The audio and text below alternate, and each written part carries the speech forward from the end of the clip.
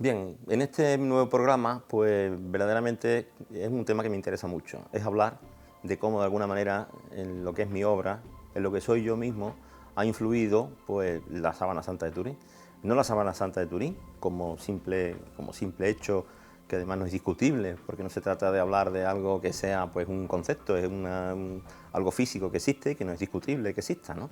Y yo los conocía desde muy joven, desde incluso en la época de estudiante ya lo conocía. Pues en el año 78, cuando se hace el grupo Stur, yo estaba estudiando la carrera de Bellas Artes todavía y yo seguí con interés todo lo que iba saliendo a raíz de los estudios que entonces se divulgaron que eran de la NASA, los que se hacía de la sábana. Pero claro, cuando de alguna manera la Sábana Santa irrumpe en mi vida, es a partir del año 2001, cuando bueno, yo me siguió interesando por momentos y por diferentes lazos de tiempo las cosas que salían de la síndrome, evidentemente todo lo que se publicaba o todo lo que eso, yo pues lo leía, los artículos, algún que otro libro, de hecho tengo una buena colección de bibliografía sobre la Sábana Santa. Bueno, ahora ya algunos los tengo ya clasificados como que son menos interesantes de lo que me parecieron en su día, porque claro, a partir del año 2001 lo que hago es involucrarme de alguna manera a nivel personal en los estudios de la síndrome. ¿Y por qué lo hago? Porque un grupo de científicos de la Universidad de Manchester, el doctor Richard Neve con su equipo de forense, cosa que me pareció también después muy curiosa, ¿no? Porque estamos hablando de gente universitaria, de gente que se le entiende que deben de ser objetivos, de que deben de tener y utilizar una metodología para una televisión, la BBC, porque lógicamente ahí la cuestión monetaria yo creo que fue muy importante. Le pagaron para hacer un programa que se iba a llamar Hijo de Dios, y en ese programa que se iba a llamar Hijo de Dios tenían que hacer un retrato robot de Jesús de Nazaret. Y bien, lo que a mí me llamó poderosamente la atención es que en este retrato robot no se tuviera en cuenta para nada la iconografía. No la iconografía entre el siglo I y el siglo... O sea, no la iconografía del siglo V, siglo VI en adelante, no. Esa no les interesaba, porque eso se parecía más a la síndrome. Sino la que se hacía en los primeros siglos, es decir, la del siglo III y siglo IV. Porque ese sí que verdaderamente no tenía nada que ver con la síndrome. Entonces ya de momento desperdician un lazo de tiempo temporal enorme. ¿Por qué es importante esta iconografía? Porque está más cerca de la existencia histórica de este personaje y toda la demás que se genera a partir de un momento determinado de la historia, esa no interesa. Entonces lo que más me sorprendió también fue el resultado y cómo lo habían conseguido. Bueno, pues el resultado, pues bueno, era una persona más bien con cara de bruto, ¿eh? Lógicamente nada de barba larga, dividida en el centro, como los iconos y el retrato oficial, más o menos, del arte de Oriente y Occidente, nada de lo que esperamos como rostro de Jesús de Nazaret, sino como algo irreconocible, ¿no? Y además encima eso lo hacen para darle un apoyo científico sobre cráneos de varones de una necrópolis del siglo I, de allí cerca de Jerusalén. Con lo cual, pues ellos pues, tienen la idea bizantina de que pueden hacer el retrato de un personaje histórico simplemente utilizando varios cráneos de varones que vivieron en ese momento. Entonces yo en aquel momento ya me enfadé bastante porque como universitario también no entendía cómo se podía mantener estos argumentos, cómo se podía intentar crear el retrato de un personaje histórico simplemente buscando cráneos de hombres que vivieron en ese momento de la historia y en esa localización geográfica. Entonces yo decía que eso era tan absolutamente absurdo como intentar reconstruir el retrato de Julio César simplemente buscando pues, cráneos de varones que vivieron en el sitio y en el lugar y en la época de Julio César. Porque todos sabemos que en antropología física, que es lo que tendrían que utilizar ellos como argumento, lo importante es precisamente trabajar sobre el cráneo de esa persona para intentar hacer una reconstrucción facial. Yo que mi interés siempre en el campo mío de la escultura y de la docencia y de las bellas artes, desde que me doctoré, pues siempre ha sido un poco la anatomía humana y ha sido también ese aspecto. De hecho, he dado cursos de doctorado sobre fisonómica, he dado también cursos, bueno, que de hecho por ahí debe de haber un cráneo que me regalaron y por ahí una placa en el Instituto de Antropología Física de Sevilla, que di unas charlas para criminólogos y para policía científica sobre la reconstrucción facial. Yo a mis alumnos les he dado clases sobre reconstrucción facial partiendo de cráneos, partiendo de esqueletos, es decir, de la parte esquelética individual, única e irrepetible que todos tenemos, ¿no? De ahí sí que se puede hacer un ensayo de cómo puede ser el retrato, cómo pudo ser la morfología de las partes blandas de esa persona, pero sin eso es imposible. Entonces, claro, yo a partir de ahí decidí entrar en el estudio de eso y decir, bueno, yo ahora voy a hacer un retrato de Jesús de Nazaret basándome en esto, en los iconos no del siglo III, siglo IV, sino todos los que hay, que son muchísimo más abundantes, y además en el rostro de la sábana santa, que no sé por qué esta parte de aquí, pues prescinden de ella, para que precisamente esto, como me estorba para lo que yo, las conclusiones que yo quiero sacar, lo elimino de un plumazo, sin explicar absolutamente nada. Y entonces me puse a trabajar sobre eso. A partir de ahí se divulgaron parte de los resultados que obtuve.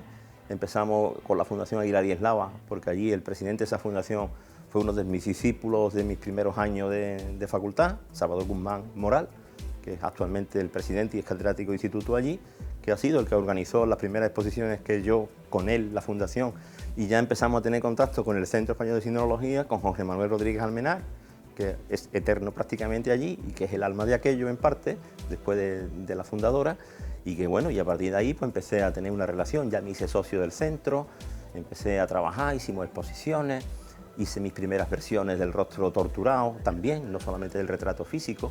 Y yo cuando estaba modelando esto aquí en el taller, todo el mundo que venía me decía, bueno, ¿y este Cristo para dónde es? Y yo decía, no, este no es Cristo. Ah, no es Cristo, no, este es el hombre de las síndones. Pues igual que un Sagrado Corazón, digo, bueno, ¿y qué culpa tiene la sábana santa de eso? Bueno, realmente es que era lo que pasaba. Entonces a partir de ahí empezamos a trabajar, pasaron los años, en el 2006 me proponen pertenecer al grupo de investigación del Centro Español de Sinología, me incorporo a ese equipo en el 2006 y en el 2007 tengo de alguna manera, pues bueno, algo que verdaderamente fue tremendamente emotivo e interesante, que fue la primera exploración directa sobre el sudario de Oviedo. Cuando yo conozco ya esa tela, veo todos los estudios que hay sobre eso, conozco un poco más a fondo lo que es la síndrome, porque ya tengo un contacto directo en el equipo nuestro de investigación, está John Jackson. Bueno, John Jackson es el personaje que más sabe del mundo sobre la síndrome. Esos contactos directos con los investigadores me hace que parte de la bibliografía que yo tenía y de la información pasara como a segundo plano. Me pongo a trabajar, me pongo a investigar y digo, bueno, ¿qué puedo yo hacer en el equipo? Lo que me dice el doctor Delfín Villalaín, catedrático de Medicina Legal de Valencia, y después el doctor Alfonso Sánchez Hermosilla, que es nuestro actual director de equipo de investigación, también médico forense. Todo el mundo, pues de alguna manera me anima a que esto es una investigación sin cadáver de referencia, vamos a reconstruir el cuerpo de ese cadáver de referencia. Entonces me pongo a trabajar en la restitución. A partir de ahí penetro profundamente en lo que es el estudio morfológico, somático del hombre de la síndrome, no solamente del rostro, sino de sus proporciones, del cuerpo y del martirio que se ve que sufre ese cuerpo o que sufrió ese cuerpo y que está perfectamente estudiado por todos los médicos que se han acercado a la sábana santa y que han estudiado las manchas que se han quedado allí. No tenemos las heridas, no tenemos los puntos maculantes, tenemos simplemente las improntas, pero con eso es suficiente para que cuando los médicos forenses te dan el parte, de alguna manera, de lo que hay allí, tú te des cuenta de que lo que tú hacías en imaginería era, bueno, pues simplemente cumplir con la tradición, seguir la tradición de los imagineros del 17, de la escuela castellana, algunos más cruentos, otros menos cruentos, pero yo decía, bueno, las estampas piadosas son una historia, y esta historia es la que nos cuenta la síndrome. Luego mis imágenes tienen que ser también el quinto evangelio, y si no el quinto, el sexto. Como me dijo una persona que me mandó una carta con muchísimo cariño, diciéndome que si la sábana santa era el quinto evangelio, el Cristo mío de universitario de Córdoba era el sexto evangelio. Y en el fondo es verdad, ¿por qué? Porque de alguna manera en escultura era la primera vez que se intentaba contar científicamente y también con aspectos estéticos y aspectos artísticos, porque no lo podemos obviar. No estábamos haciendo una imagen para que fuera para un documental de ciencia solamente, sino bueno, pero que al mismo tiempo se intentó que esa imagen del cuerpo torturado y yacente, que es el que está en la exposición actualmente en México, en la Catedral de México, fuera lo más científico posible respecto a lo que vemos en la sábana santa, que evidentemente no vemos el cadáver, vemos las improntas. Los forenses no ven las heridas. Por ejemplo, muchas veces se nos pide que digamos cómo fue la lanza, no lo sabemos si fue lanza o espada, evidentemente no fue un pilum, no sabemos si los clavos eran poligonales o eran redondos, no lo sabemos, no sabemos qué tamaño tenía, no sabemos si el orificio que vemos en la muñeca es la entrada o la salida del clavo, por lo tanto, nos piden muchas veces que digamos cosas que solamente se pueden decir con el cadáver. Entonces esto ha influido en mi vida, lógicamente. ¿Por qué? Porque como cristiano ha influido. Como artista, muchísimo, porque la estampa que ahora veo, casi no soy capaz de contar la pasión de Cristo de una manera que no sea a través del sufrimiento y del dolor, porque es la única manera de llegar a la redención. Entonces, Él llegó de esa forma y ahora, pues evidentemente nosotros tenemos que saber soportar verlo así también, aunque de vez en cuando pueda haber representaciones que sean, lógicamente, más simbólicas, más piadosas, pues menos cruenta. ¿Por qué? Porque el arte se permite todos esos lujos. En un momento determinado podemos ser muy verídicos y en otros momentos determinados no tenemos por qué ser tan verídicos. Lo que pasa es que en el Crucificado de Córdoba sí que quise ser verídico. Y después me han encargado algunos así y he dicho que no, porque ya aquello me dejó tan agotado y el sufrimiento aquel casi se transmitía y tuve que ver tantas cosas tremendas a través de heridas y realidades que el forense me pasaba para que yo comprendiera cómo era una herida de un tipo, cómo era una herida de otro, los cambios que se producen en la piel, en cadáveres frescos. Todo esto, un artista nunca se pone a hacer una disección ni se pone a ver una autopsia para poder hacer estas cosas.